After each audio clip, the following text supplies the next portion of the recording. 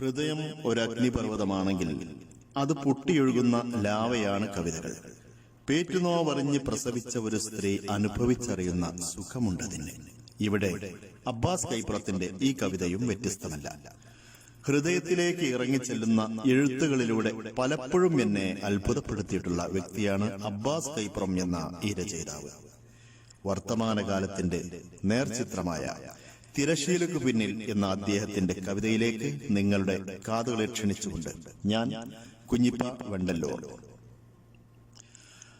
അന്ധന്റെ വടി പോലെയാണിന്ന് ഞാനും, അറിയില്ലെനിക്കിന്ന് കുത്തുന്നതെവിടെ. അന്ധന്റെ വടി പോലെയാണിന്ന് ഞാനും, അറിയില്ലെനിക്കിന്ന് കുത്തുന്നതെവിടെ.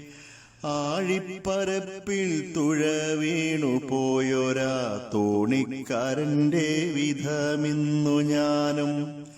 ആഴിപ്പരപ്പിൽ തുഴ വീണു പോയൊരാ തോണിക്കാരന്റെ വിധമിന്നു ഞാനും.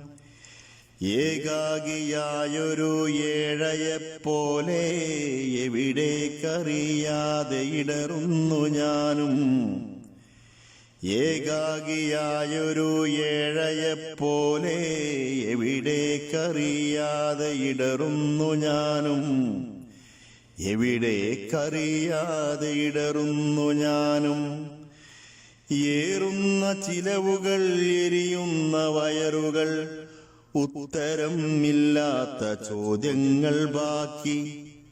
പകരുന്ന വൈറസും പടരുന്ന കോവിഡും ജീവിതം നിശ്ചലമാക്കിടുമ്പോൾ. പകരുന്ന വൈറസും പടരുന്ന കോവിഡും ജീവിതം നിശ്ചലമാക്കിടുമ്പോൾ. കൂട്ടിവെച്ചുള്ളൊരാ സ്വപ്നങ്ങളൊക്കെയും ചീട്ടുകൊട്ടാരമായി വീണടിഞ്ഞു.